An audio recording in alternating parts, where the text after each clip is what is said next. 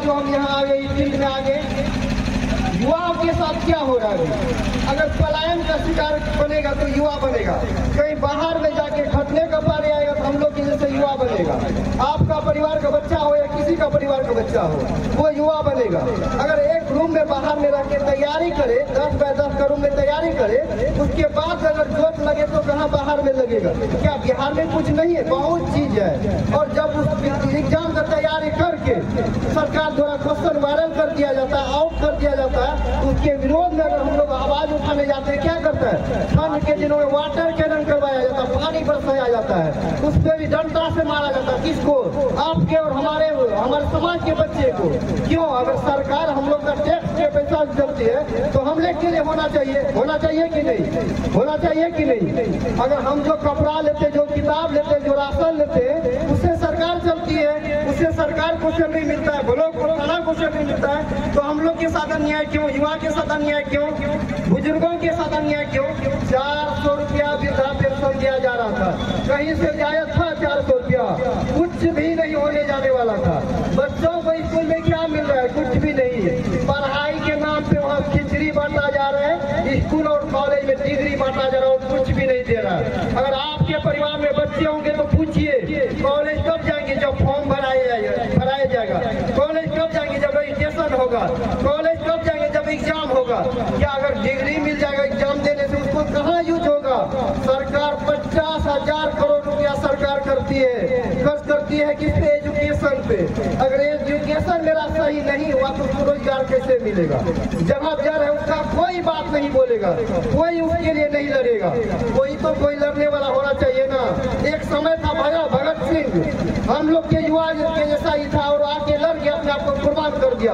कोई ना कोई तो कुर्बान करने आप लोगों के बीच आएगा ना, वो आना चाहिए। और भेजिए अपने परिवार के बच्चों को, भेजिए कि समाज के लिए तुम लड़ो।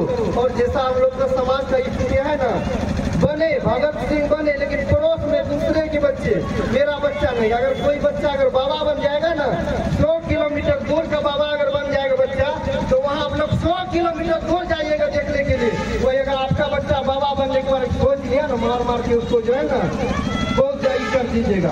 तो अगर कोई युवा अगर आगे बढ़ा है, अगर कोई युवा इस कार्य के लिए लड़ है, तो उसको आप लोग क्या कीजिए? सम्मान दीजिए, उसको हौसला बनिए। हौसला में आपको पैसा नहीं मांग रहे, हौसला में आपको कोई संसाधन नहीं मांग रहे।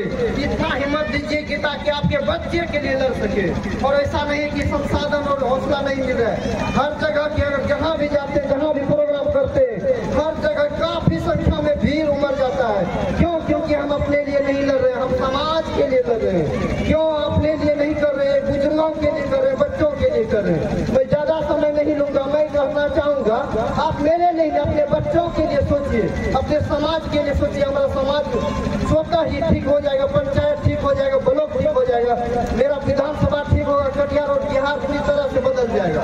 और लास्ट में मैं यही कहना चाहूंगा कि ना कोई विद्यालय हो, ना किसी चौराहे पर बचपन लाचार नजर आए। चलो मिलकर ऐसा बराड़ी बनाए जहाँ से प्यार और प्यार नजर आए, जहाँ से प्यार ही प्यार नजर आए। बहुत बहुत धन्यवाद। इस समूह के कारण हम लोग कितने कर्जदार हुए हैं। जीविका समूह में 15 महिला, 10 से 15 महिलाओं का एक समूह बनाया गया ना, और उसमें एक अध्यक्ष, एक सचिव, एक कोषाध्यक्ष बना। उसमें से एक महिला या 2 महिला ने जितना आपने हजार रुपया जमा किया, तो आपके समूह में सपोज कीजिए कि 30,000 रुपया जमा हुआ, और 2 महिला ने कर्जा ले लिया। उस 30,000 में 25,000 रुपया, 5,000 रुपया उस समूह में रह गया या बैंक में रह गया, है ना।